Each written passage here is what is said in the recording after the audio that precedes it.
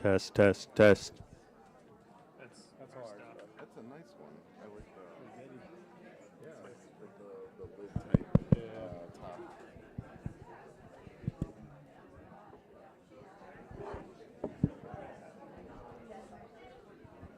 Is that clock that way? I've got 1028. 1028.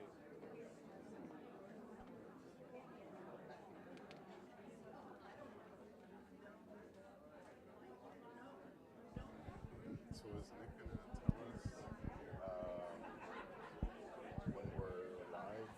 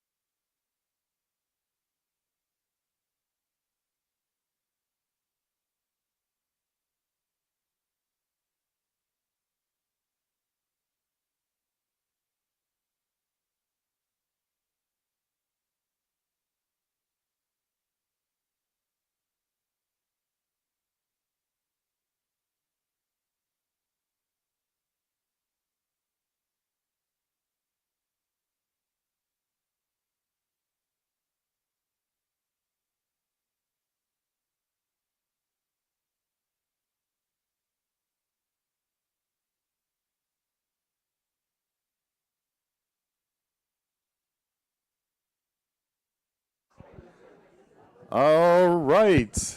Can you hear me? Yay. All right, so we'll get started here.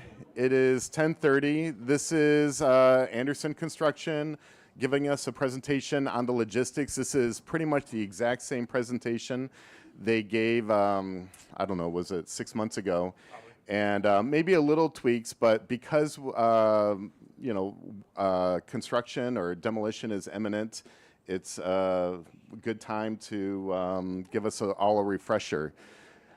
So this is we're calling this a speaker series. Every 2 months, we want to give you a presentation related to the West Tower project.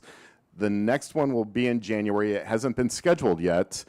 And we think that topic will be about one of the major parts of the design, which is the B2 level in the West Tower. That's where all the amenity space is going to be. It'll really be a destination for the entire community. So with that being said, I'll hand it over to Andersen and let them introduce themselves. Thank you, Eli.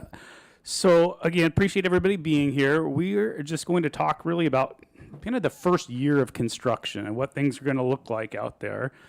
Before we get into it, we'll go ahead and do some self-introductions. So my name is Don Lane. I'm a project executive with Andersen Construction, and I've been planning and working on this job for nearly 5 years now. So I'm very excited to see it come to fruition. Hello, everybody. My name is Scott Downs. I'll be the project manager on the project. Hello, my name is Chris Peterson, and I will be the project superintendent. And I also have been planning this job for a little over a year now, so excited to finally get it started. Okay, so we'll jump in here. Well, this is, okay, I'm trying to figure out which way to look. Do I look up or look this way? So, Chris, you want to go ahead and jump in and talk about day one? Yeah, absolutely. So really coming up here real quick in December, as you can see on the screen here, kind of the sites highlighted in the brown areas, what will be taken over. So we'll be setting up, if you can see the pointer up here, so around the loading dock area, there'll be a fence kind of roughly about where the bollards are, and then around the edge of the building, closing that off to the back alley, and then same on the back side of the site there, close to the picket corridor entrance, we'll be closing that off. Removing the stairs that go up to the picket corridor and closing that entrance on the south side there. So that's kind of what that'll look like. One of the other things we're planning to do is put some protection up by the dining area. So we will put some screen or mesh up in that area. We're working through exactly what that's going to be. We want to make sure it still allows light and you can still see through there and the plants are going to grow, but also give some protection that nothing could come down in that area. It'll be closing off all garage access to the west tower, so we'll be building temporary walls in the garage where that seismic joint is currently, closing that off, as well as closing off all access from this side as well. So we'll be building temporary walls right at that building joint in all locations there. And So as far as the demolition goes, we're going to categorize it into two different categories. One being the soft demolition, and what that refers to is demolition of all of the finished goods, cabinets, interior walls, glazing, exterior walls, and that'll be how we start the process. We'll go through and we'll do demolition of all the soft goods, and we'll essentially use the elevator shaft to push a lot of the goods down, and then we'll extract it out of the elevator shaft and we'll haul it out that way. And then once soft demolition is essentially considered complete, we would start what we call hard demolition, which is the second category. And we'll be doing that through the use of multiple pieces of machinery.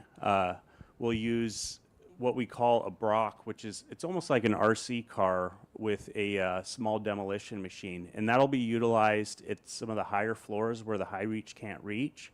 And then it'll also be utilized in some of the areas that are closer to the central tower, because it's a lot more precise and has a lot more control.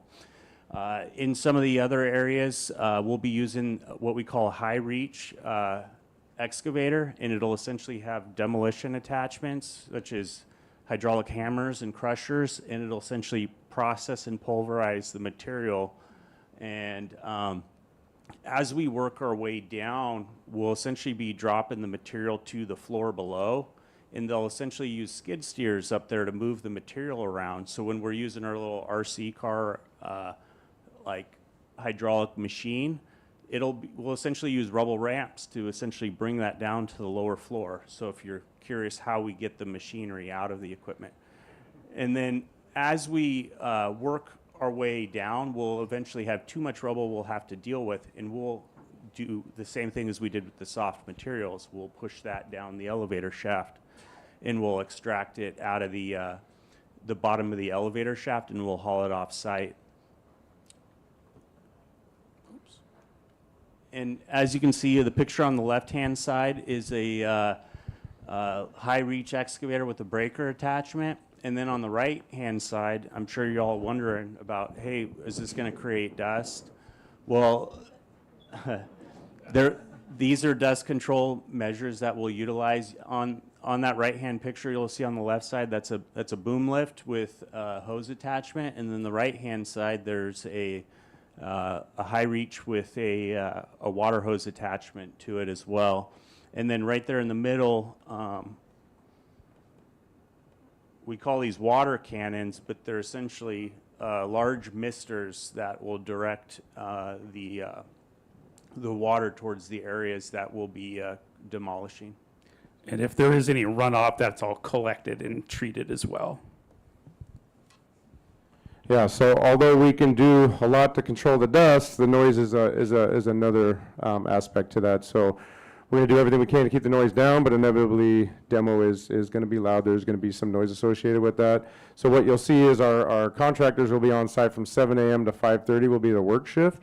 But we're going to be following City of Seattle noise ordinance, so that's 8 a.m. to 5 p.m. is where any of the loud noise would be, and not outside of that, other than special things that we would talk about ahead of time. And then on Saturday, that's 9 to 5. So we would keep all that high impact noise, that crunching, that stuff would be between those hours. And then no backup alarms on our trucks between 7 p.m. and 7 a.m. as well, so we'll minimize that noise the best we can as well. And then just continuing to manage the dust. Next slide.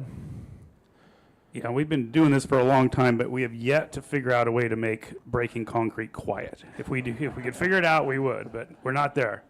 Open to suggestions, right? So as you see up here, basically this is our trucking route. So everything will go from Boren. So getting off and on the freeway from Boren, north and south, just depending on what equipment's coming and where stuff's being hauled out to. And then we'll be going down Seneca and then around 8th Street into the back of the property through there.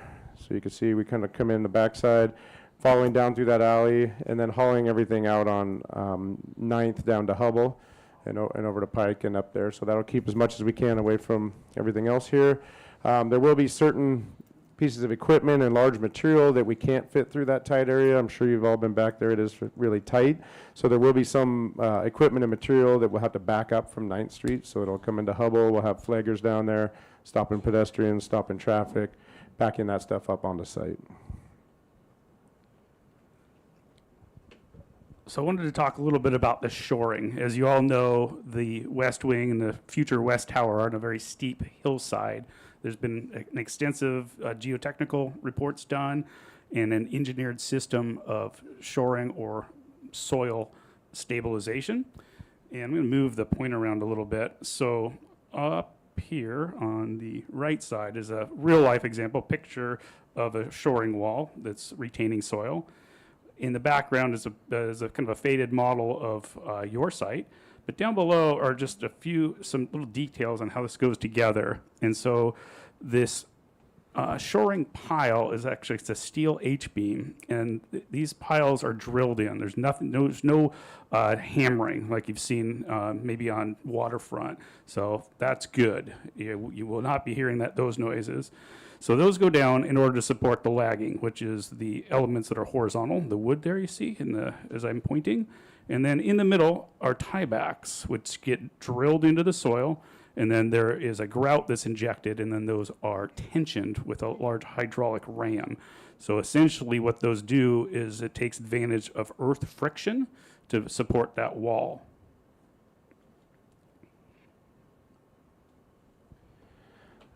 Just a couple of things to add, just logistic-wise on that. So while they are doing that, we're going to be setting up a very large crane. We'll be kind of in the middle of this area here, so we'll be demoing this down to set a crane up on site. So there'll be a large crane which will be setting those piles over, dropping them down in the hole, and then all those large piles will, as I mentioned in the truck route, will be backed up from 9th coming up through here, and then picked with the crane brought over.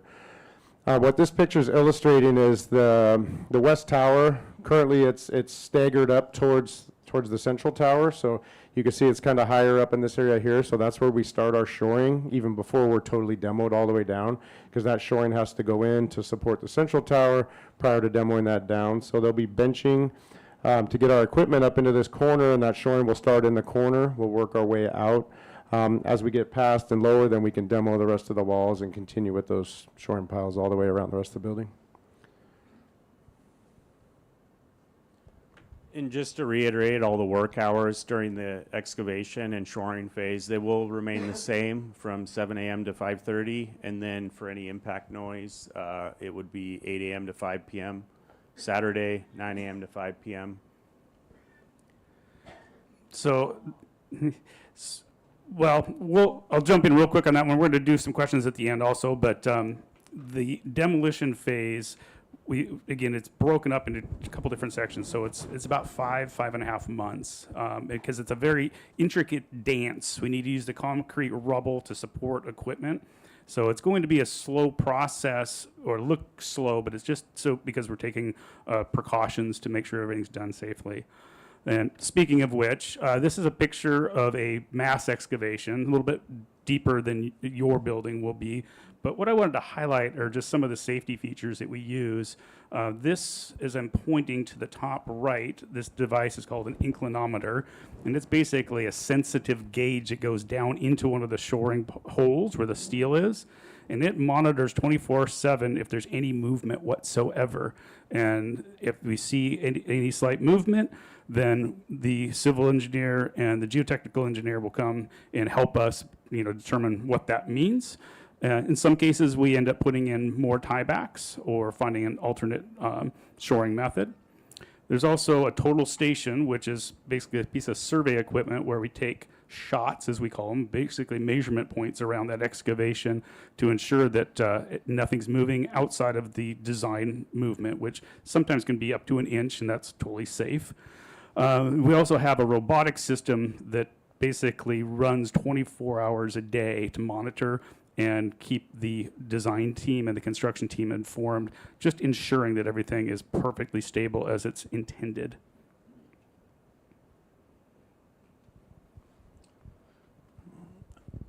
As you would expect, when you're digging into a hillside like we are, the front of the building, we are up on 9th and University, and then the back of the, near the loading docks, there's a substantial grade difference. So one thing we could expect to deal with is potential groundwater. And so we've had a groundwater engineer a dewatering system at the shoring system. So essentially, to try to put it in simple terms, is we'll drill these vacuum point monitoring wells within the shoring system. It's like putting a little straw down into behind the shoring system, and it's going to suck all the water out from behind the wall to relieve any hydraulic pressure. And so then that will actually get collected into some water collection tanks, and it'll actually get treated and processed through the storm discharge system. And then we'll still deal with any residual groundwater. Like, so say when it rains, we're going to get rain from rainwater that collects within our site. And then we're also going to get a little bit of groundwater seepage. So we'll have rainwater collection tanks that are placed on the site, and they'll essentially collect the water in settling tanks, and they'll essentially filter any of the turbidity out or particulate to ensure that when we discharge it, it'll be clean to discharge into the storm system. Yeah, that's a highly regulated aspect of working in the city of Seattle, which we're glad it is. So anything that does get discharged will be thoroughly tested and in compliance.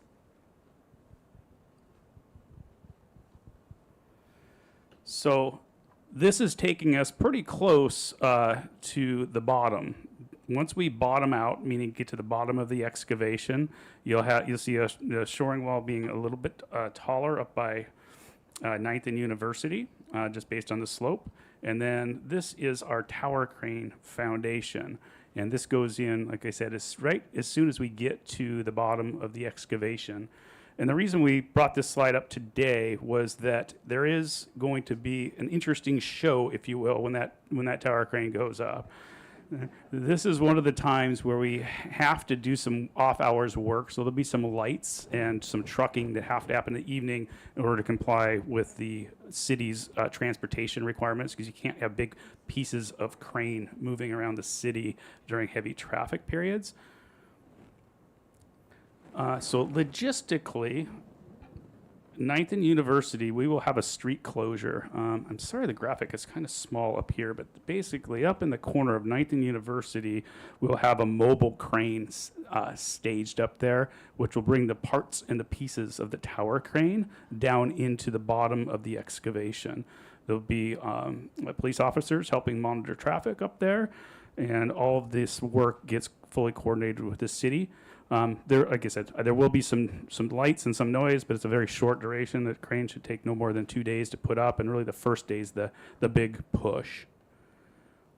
Some kind of fun pictures of a tower crane going up. They were showing here the mobile, and then sections go in, and then these brave young men go up there and bolt them together.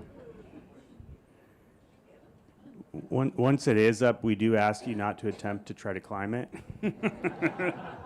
Always a good pointer. So these next slides, we're really kind of getting into mat foundation and that process and that's basically the very bottom floor that is the anchor for that tower. Yeah, I can take that. So the mat foundation, like you said, is the anchor. We're roughly a little over 5,000 yards of concrete, so it's a huge block of concrete with rebar and everything else in there. So we'll be starting that process. That's another one that will be a late hour thing. We typically start those around midnight, setting up, doing everything, because we have to get all the trucks in, everything off the road by the end of the next day, and then that runs for close to 20 hours to get all that concrete in the hole, so it's quite a large process.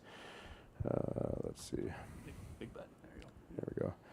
This is just kind of showing the waterproofing underneath of that slab, and then this one here is the actual placement of it.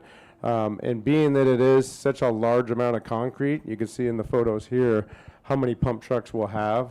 We're shooting to have 4 or 5 pump trucks all the way around the site, and that means that trucks are constantly running to each one of those, so it's going to be a very large event and take a lot of time for a lot of people, but really that keys off running the entire structure for us. So that'll be on a, typically we start that on a Friday night through all day Saturday is what we're planning for that. That's really when things start to normalize, as I would say. Demolition, a lot of activity, a lot of trucking. Once we get the tower crane up, then our logistics will change a little bit. We'll have more follow-up meetings on this, but this is really taking us through basically the first year of construction. And that's what we really wanted to focus on today. I do have some additional slides that I'll just kind of pop through as the building goes up. But for the most part, we wanted to kind of address those early activities. And we'll pop through these and we'll open it up for questions. So this is the garage basically going up, and the terraces, that's the block of concrete, the gray right down here as we start to come up. And that's B7 to level 1. Then we come up and tie in the Parkview Bridge. And that's the area that's right through here, and some of your studios. I'll jump in on here. So just when we do get to the structure going up, then things change logistically a decent amount. So we still will be running all the trucks through the back side. We will be pumping our concrete from the southwest corner as well. The concrete trucks will be coming through, but it'll be more often, right? When we get to the structure, we'll be having concrete placements twice a week, every week. So more of that, but less interruption, right? It'll be within those hours that we talked about before and not having to be late night or any of those type of things. Again, just another illustration of the structure as it grows. And then this later phase is when your building envelope, basically the skin goes on. And while that's happening on the lower floors, we're actually building the new apartments. And up she goes. Okay. Just like that. Yeah, just like that. So, Eli and team, if you want to pass the mic and we can address questions. Sure. So just like how we normally do, or Lauren, do you want to explain it? Yeah, sure. So I will be on the east side of the room. Eli will take the center section. John Roberts is going to take the west side of the room, and then Eric will take the fireside lounge. All right. And we'll do one question in each section and just rotate. All right, Carol.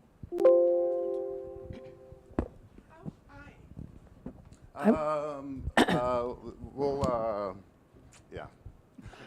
I have a question about access to the B1 Parkview Terrace that has a blue cover on it in many of the early stage pictures. About when will that be closed to resident access? Do you know what I'm talking about? The B1 Terrace? Parkview Terrace? I believe so. You see the blue? Right in this area Yeah, that's here. it, yeah. Well, we're going to work through our safety plan as we're getting geared up here, because like I said, before we start even coming up, we have about a year. We were actually, Chris and I were just looking at that today. So certainly no sooner than 1 year in, but we're going to evaluate what's the safest way to keep that open for as long as possible.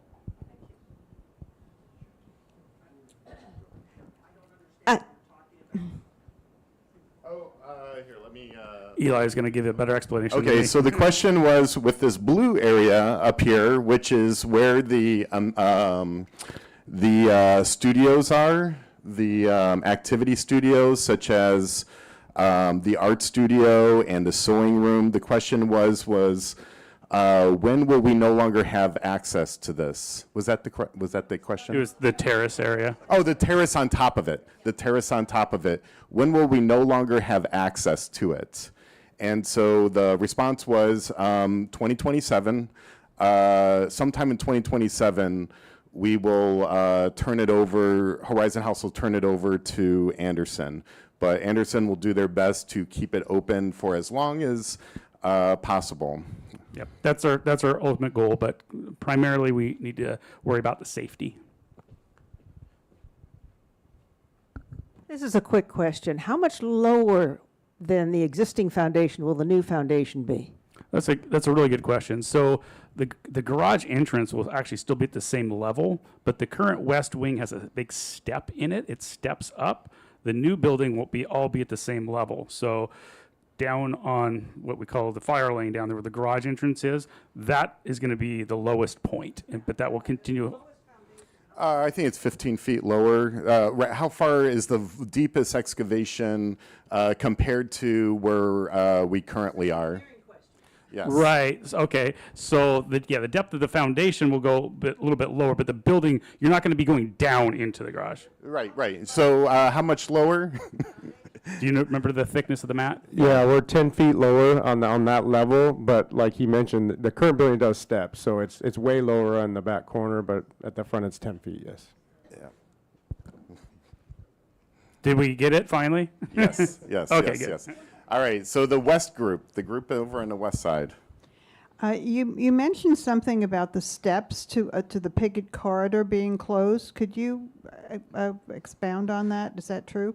So the access from 9th and University will remain open. What we had noted was somewhat stating the obvious, but we have the side entrance right now coming out of the west wing. Obviously, that gets Right, closed right. off from day one. Okay. All right. Thank But you. the main park entrance remains open. The Fireside Lounge.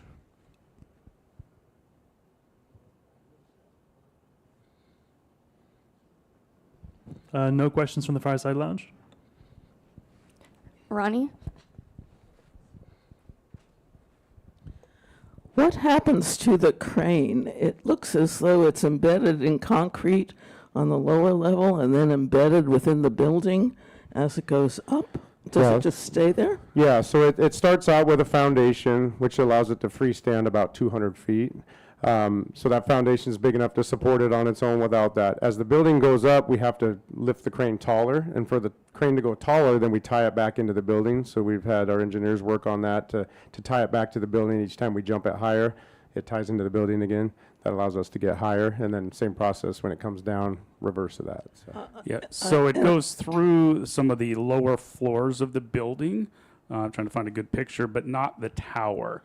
And then it will be removed section by section. It basically down climb, if you will, and you take the sections down, and those pieces that go through the building, those get hoisted out with a smaller crane, and then those holes get filled in. So at the very bottom where it's encased in the concrete, it's removed from the concrete? So the concrete, so the tower crane mat foundation is below the building foundation. So it'll sit down a little bit deeper, and that concrete stays there forever. But the tower crane itself is bolted, and those bolts will be removed, or excuse me, the nuts will be removed off the bolts, and then that section will be lifted out. I can add to that. So there's a tower crane base section that's essentially a sacrificial piece of steel that gets left in the concrete. So where it sticks up above the slab, it'll just get cut below. So we'll pour a topping slab over the top, but essentially each crane, like what are the crane mast pieces, like 11 feet? They come in 11-foot sections. So we'll essentially unbolt it till we get to the bottom piece, and that gets left in the building. Thank you. Not too long ago, fairly close to this site, there was a tragic crane accident that was Lease Crusher Lewis's project. It doesn't really matter which one, but people died, and I want to know more details, and I want you to keep us updated on the details of especially the decommissioning, which is where that accident happened. And since we're so surrounded, that site wasn't surrounded by housing, but we are a hospital and housing. And I think that as you go forward, you keep us closely informed when that is going to be decommissioned and the extra, I hope, regulations on how that is handled. Yeah, absolutely. We will be giving constant updates on the project, and again, that is definitely a critical one. And since that tragic accident, the OSHA has come out with new regulations, and we are fully compliant with that. We're going to have a complete installation and removal plan, and Horizon House will have access to those documents as well. Yeah, and I could talk to a couple of the new rules with that. So there is, unlike previously, you are required, all streets have to be closed that are within the range that could fall. So if you're unbolting it here, that height plus the tip of your jib, you'd have to close all the streets in that area, and as well as notify every single building so that all the residents, everybody around would know. There is also added permits, so you have to get an SDOT permit, we'd have to get a parks permit, we'd have to get a permit from L&I, and L&I is the last one to go through and make sure that all those other permits, all those other things are done correctly, and then they're the last ones to sign off with us to make sure that that is done correctly. And then there's also a lot of rules that I could talk for a couple hours about them because I've spent a lot of time in the meetings going over them, but essentially making sure that the crews follow the procedure that the manufacturer recommends. So somebody from the manufacturer being there, watching the crews doing the work, making sure it's done exactly how they were supposed to, because in that accident, particularly, they didn't follow the manufacturer's recommendations, and that's what happened there. So there is a lot of added steps, and we are aware and following all those. It was done on a weekend. Yes, Yes. it was. Yep. Yep. Yeah, and typically, we will be, any modifications we do to the crane will also be on a weekend as well. And that's part of the city's regulations. Who is responsible for monitoring the air quality throughout this whole process? That's a good question. I think I might be stumped here as far as monitoring the air quality. So I guess when it comes to air quality, a lot of it depends on which activity you're talking about. So like within like depending upon the activities, there's a permissible exposure limit. So like say if you're working with mix and concrete and you have concrete dust, technically there should be like an air monitor and they should be fully respirated up, but like up to a certain point, they can't work in that area up beyond a certain exposure limit. Same thing when it comes to demolition or any other activities that create some sort of dust. But a lot of times when we work with different trade partners and companies, L&I's requirement is that we have accident prevention plans and safety programs for all of our trade partners. So as we comb through that, we have to ensure that, you know, we're working with sophisticated enough trade partners that they've got safety policies and procedures in place that essentially protect themselves from the hazards that they're specifically working in. And more importantly, those are the people that are closest to the activity. Therefore, residents will be farther away and, you know, even less of a concern. Yeah, particularly with all the new silica laws, mostly designed for construction workers because of the exposures they've been allowed to. We do have to monitor everything in our area to a tolerable amount that won't affect them, which means anything outside of our site is going to be way lower than that. So any of these dusty activities he talked about, they are required to monitor those and make sure that they're not exposing our folks to, which to the same standard we would have to, you know, not expose the public to, meaning that anything off-site would be way less, right? If that makes sense. But who is responsible for that monitoring that it's taking place? Yeah, that's really a trade specific. That's why it kind of threw me, because we don't have one person throughout. So when we're doing our demolition, that will be assigned to the demolition contractor to make sure that they're doing their monitoring for that particular activity. I think what you're asking, ultimately at the end of the day, as the general contractor, we're responsible to make sure they're doing their job and monitoring it. Ultimately, yes. Do we have anybody in the fireside lounge? A question regarding the picture that you have on the screen right now. Give me a date when that would be completed. I'll hand that to my superintendent. Yeah. So, yeah. Can you count how many floors that is? Yeah, it's the end of second quarter of 2027. Yes, yeah, exactly. Yeah. I was just looking at the timeline at the bottom, so yeah. Yeah, roughly early to mid 27. And what would be the end date for the whole building? Approximately April of 2029.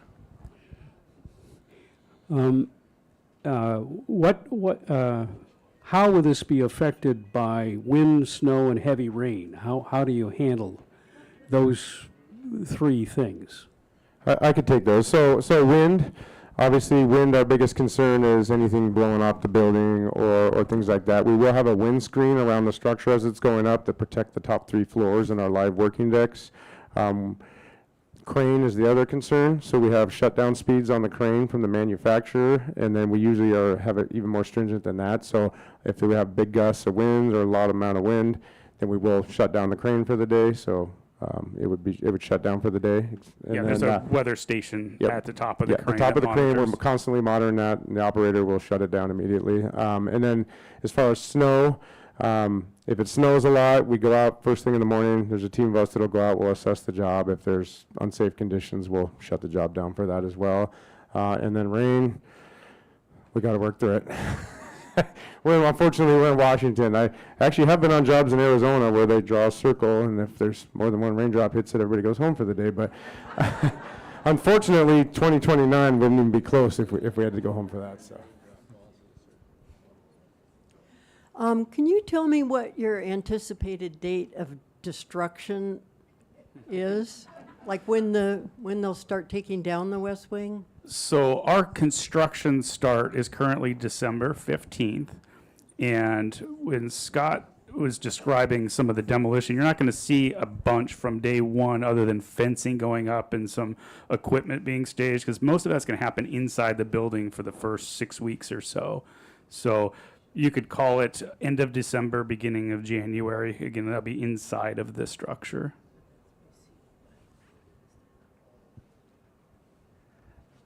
Technically, I'm supposed to give it to this lovely resident here, but I've got a quick question.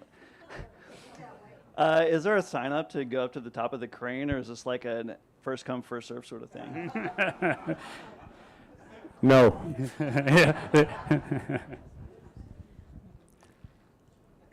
Am I still on mine? Okay, don't laugh. I know someone that Monterey Bay, when they were building it, she got to know the crane operator, did go up, and she ended up marrying him. So don't laugh at that. I don't think that's going to happen here, but I thought that was pretty funny. She was one of the biologists. Anyway, I have a question about the fencing and the loading dock. Is the fencing going to close off the loading dock, or when are we going to know when the loading dock is closed and for how long, or the whole time? So that initial year, the fencing will not close off the loading dock. We will have deliveries and things that we'll be working with the loading dock to make sure deliveries get through, but we will not be closing it off. When we do go through and we have to demolish and go through all the amenities and areas we talked about in there and put in the new bridge to connect the 2 buildings, then that loading dock, as it currently is, will be shut down for a duration. We're going to set up a temporary loading dock so that there will be access to still get materials into the building. Fireside Lounge. Memory loss. What is that red structure off of the dining room? Yeah, we were just highlighting that area. It's part of the Parkview Bridge and the studio area. And this kind of gray section is our infill, which is some of the new work. But this whole area becomes fully renovated. Right, and by Parkview Bridge, we're referring to what bridges the connection between the existing North Tower and where the activity rooms are, such as the art room, and the new West Tower. So we call it the Parkview Bridge. Thank you. You're welcome. The question is, well, what's in the Parkview Bridge? After it's constructed, we'll actually have a presentation in January to go into further depth of the amenities in it. But it'll be the art room, a new ceramic studio, and a sewing room. So we've got the question over here on the east section. Yeah. Thank you for this version of the presentation. It's very helpful. My question is, you referenced the wall that is going to go up between the current university garage and the new construction. My question is, because my car is parked there currently, at what point does the University Garage get renovated, the old part that still exists, to become seamless with the new tower and the new experience? After the project is complete, so for the entire duration of the project, we have to assume that the university garage side of the garage will get a lot of wear and tear for various reasons. But after the west tower is complete, the intention is that we take a strong look into refurbishing, especially the arrival of the, where the valet is. Okay. Hi. During construction, how does your equipment, concrete trucks, et cetera, access the site? You're surrounded on two sides by park. Good question. It's something that Chris and our team have been working very closely on. Looks like he's going to find a good slide to reference. Yeah, so I've been working with SDOT and City of Seattle to get the best route in. So basically everything will come from Bourne, either from the south or from the north, depending on which way material and equipment's coming.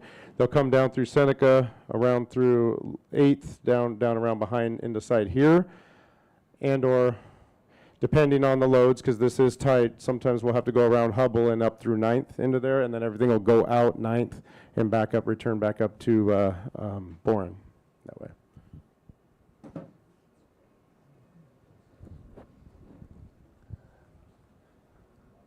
Can I ask you Dan about Milligan? Yeah.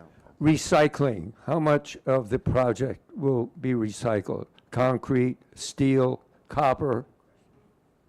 All of the items that you mentioned do get recycled. The concrete, the reinforcing steel, that all goes to separate recycling facilities. And I know that, for example, also in the building, we've been asked to save a lot of the, what are we salvaging in there for the elevator? You remember that, Scott? Oh, the drivers, some of the elevator equipment. But when it comes to demolition of an existing building or doing demolition, a lot of the numbers are really derived from the types of materials that come out of the building.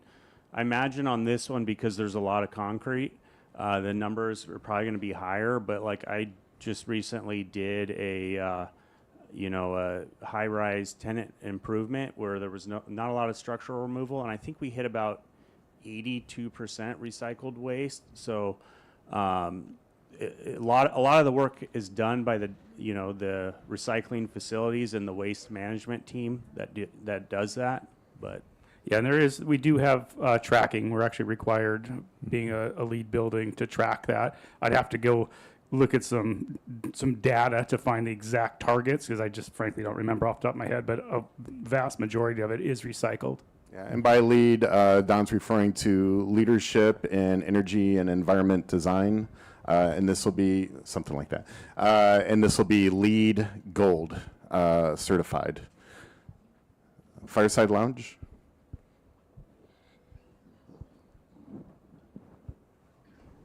Not this time.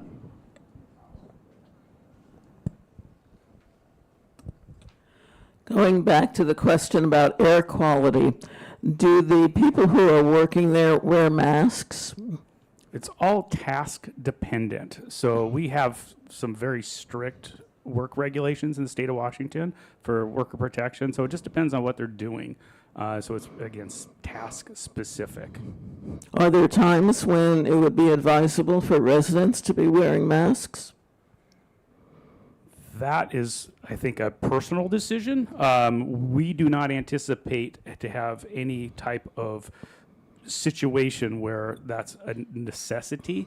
But again, that's really kind of gets more into, people's personal health and their decisions they want to make about themselves. Right. So would we anticipate that the outdoor air quality due to the project and demolition be any worse than or as bad as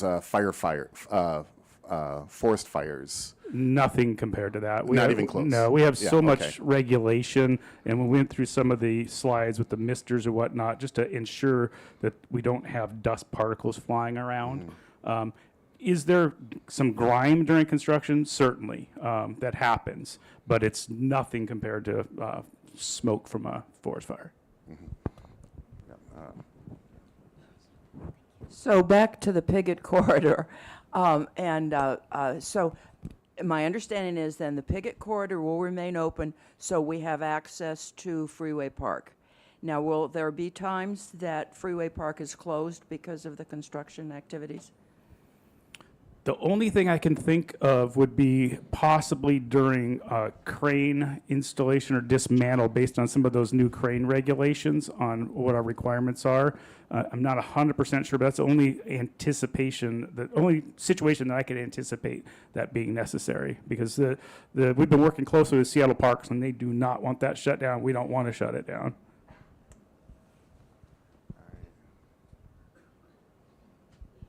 Would you mind repeating and telling us again, when will the activity rooms be no longer be available? Early 2027 is when we currently estimate their unavailability.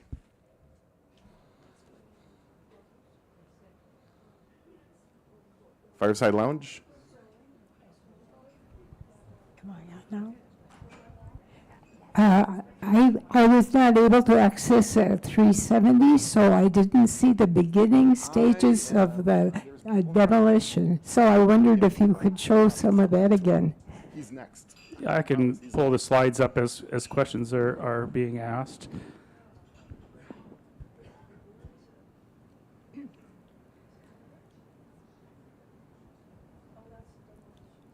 We will also have this presentation recorded and on YouTube.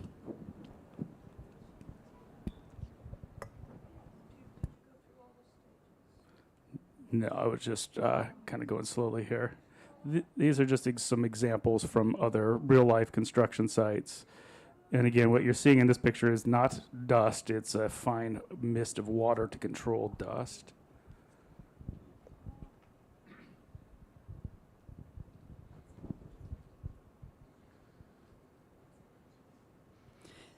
I'm curious about what kind of a safety record Andersen has. Good question.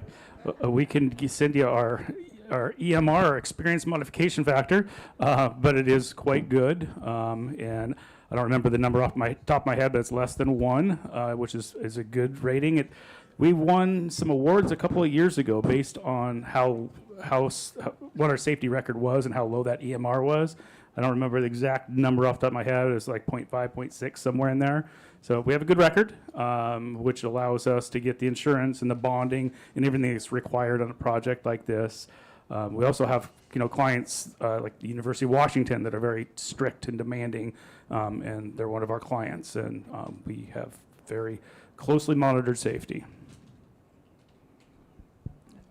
Questions about logistics. Over here. A project of this size requires a rather large team of workers. Could you discuss the logistics of how they will access the site, where your construction trailer will be, and parking for them? Nope, those are all very good questions. So we are leasing an office about 2 blocks away from here. I don't remember the name of the building. Was it Exeter? Yeah. Yeah, so we're going to lease office space at the lower level of that, and so we're going to have our construction offices there along with some of our major trade partners, mechanical, electrical, probably the drywaller. Parking, again, this is in all of our subcontracts that are going out, is off-site, so they need to carpool, and they're not allowed to clog up the streets around here. Most of it's 2 4-hour parking anyways, so long and the short of it, they're going to have to, they meaning our trade partners and our workers, going to need to carpool and be able to access the site that direction, because there's no on-site parking is allowed. Thank you. You mentioned the finishing date of April 2029, and I would understand that the building is finished then. Will the apartments all be ready to move in at that time? Correct. We should be, the current plan is that people will start moving in approximately April of 2029. Fireside Lounge?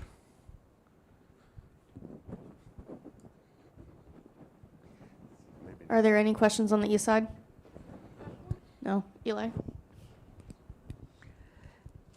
How is the ground going to support this much taller building? Well, fortunately, Horizon House and Bethune who have the wisdom of hiring probably the best geotechnical engineer and the best structural engineer in the city. So long and the short of it, that mat foundation we talked about, it's 8 to 10 feet thick. That's really the anchor of your building. And one of these presentations we were asked, are you drilling piles down to bedrock, which just simply can't because it's so deep. So we're on top of glacial till, highly compacted material.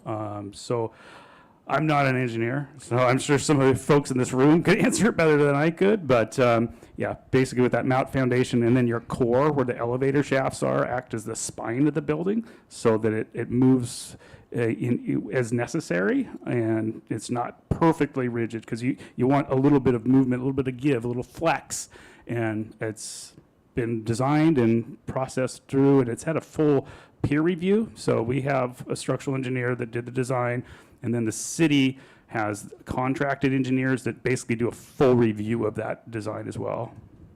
Could you speed it up a little bit? I'm 91. I'd love to.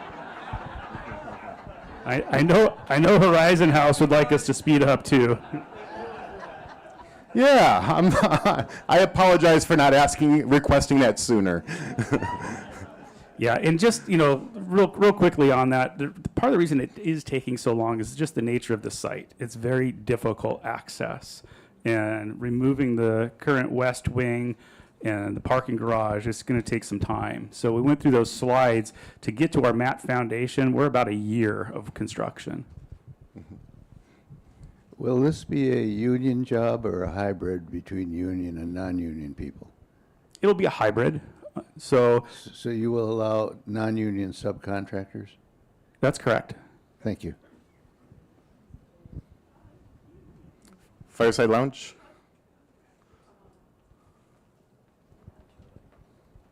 Not yet? What are those things over the street? They're white. Yeah, those. That is a very poor rendering of the park. Of the picket corridor. The picket door. Those are the switchbacks going down the hill. Yes. Okay, but the structures, going up into the What are those? This is the existing park right here. So this is all. We had taken this information from a scan. You're talking about the building itself? No, I'm talking about those structures, yeah. These. Those things. Correct. So this is just a bad picture. It's just a bad picture, aerial view of Piggott Corridor. These are the ramps of Piggott Corridor. It's just a bad picture. That's all. We're not doing any construction. Yeah, we're not doing anything in there. And in fact, if Bethune was giving this presentation, they probably would have cleaned it up a little bit so that it doesn't confuse anybody. Yeah, and that is actually Andersen. Well, that information is actually, while it doesn't look awesome there, it's actually a scan of that area that we had done. So it's physically accurate. Maybe not very pretty though. It's not pretty, right? It's not intuitive. Anybody in the middle group here? Yes, Jeff. Eli, we've got a question over here. That was not our. Oh, okay. You gotta wait. Yeah. What's the type of construction? Is it post-tension? That's correct. Yes, they're post-tension slabs. Good. You have to be careful of that. There's a building that got torn down not so long ago that had McCarthy as the. I worked for the company that tore it down. Yeah. And. Maybe you can repeat what the comment was. Oh, yeah, the concern was the fact that there was a building in Seattle that had to be removed. Ironically, it was a carpenter's union hall, but Yes. what had happened on that project is post-tensioning, again, I'll start from the beginning, you have a concrete slab, and then you have these cables that run through the slab, and they extend out the end of the slab so they can be hydraulically tensioned, pressure gets put on them, and it helps support the building. In that case, the grout pocket at the end of those slabs failed, water intruded, and it started to decay that metal. So that's what happened on that project. It will not happen on this one. Right. They essentially didn't And- use non-shrink grout. And not to beat a dead horse, but who is responsible for safety? Overall in the, Andersen Construction, 100% is responsible for all safety. It's state law, national law, and we are on the hook. We do have dedicated safety personnel on the project, but we all are responsible. It's all of our jobs to do inspections, to play a role in safety, because not one person can catch it. So it's part of building our culture. very good, thank you. I'm over here. You talked about you're going to start doing the things in the current West Wing in mid-December, and I know that as part of one of the committees, we had talked about offering some of those very nice cabinets and built-ins to staff, or we were going to say before we recycled them. So I'm wondering if there's enough time to do that. I know appliances have been offered. Yeah, that is all being organized through Brian Holtz, but come December 12th, Horizon House will not even be allowed in the West Wing anymore. That's where Andersen will occupy the space, and any access will be passed. We'll no longer have access, Horizon House. Fireside Lounge? Thing here. Any questions on the east side? No. In the middle. I know one of the questions earlier was how tall will the building be? Well, I know it's 33 stories. The actual height is a little confusing because we go down 7. Our esteemed architects in the back, Ken, do you know how tall we are? Yeah, from sea level? Yes. It is a confusing question because you've... Okay. Yeah, so from sea level is 600 some feet, but probably the tower, the 33-story proper itself, I mean, if I had to take a guess, 10 stories per floor, call it 330 feet. Maybe. And then also, so we have a bookmobile, for instance, that comes by. How often does the bookmobile stop by? Once a month. So it typically parks around the loading dock. So there should be no problem with that bookmobile until 2027, correct? Yeah, I think that'll probably be treated similar to all your other logistics as well. We have got a good plan of getting materials in and out of the building, meaning what goes to the loading dock. But yeah, you're correct there, Eli. Okay. Was there another question? Oh, okay. I have one on parking. Have you looked into the convention center for the workers to park? That is, Brian Holtz is the one who's organizing all of that. And yes, the staff will be given assigned parking either at the convention center or at the First Presbyterian Church. Yeah, in our team for construction workers, we are, while requiring our subcontractors to park off-site, we are looking for that type of opportunity so we can provide recommendations for people coming to the site. Anything in the Fireside Lounge? No? Not this time.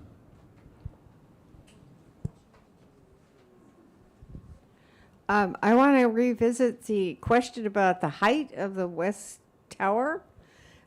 And what I would be interested in, it might not be available right now, would be how much higher is it than the existing central and tower? So the central and east tower are 19 stories. This will be 33, about the same height as the Cielo building, which is right next to us. Yes. Yeah. Anybody in the center? No. Marianne? Question about further down the road, but have we decided what the wall surfaces are going to look like on the exterior? I know they're glass or some such thing, but do we know any more? Right, on the exterior of the new West Tower, right, there'll be a lot of glass. There'll also be some exposed concrete, and there are also some tile work. Anything else? I'm looking to the architect. There'll also be some metal paneling. Some metal paneling. Yeah. Anything in the Fireside Lounge? Any questions? Not now. All right, let's see, one more here. You may have explained this already, but what's that messy little part right there in front of the, no, over the other way? That messy thing there, what is that? That is our existing loading dock. Is it going to be the same? Yeah. That messy part down here is our existing loading dock. Right. Will it have some new pavement? Yeah, the loading dock stays roughly in the same location, but it gets completely renovated with new dock levelers and concrete and a steel structure above it for part of that connecting bridge. All right. No more questions. All right. Thank you all very much. Thank you, Andersen. Well, thank you for allowing us to come in.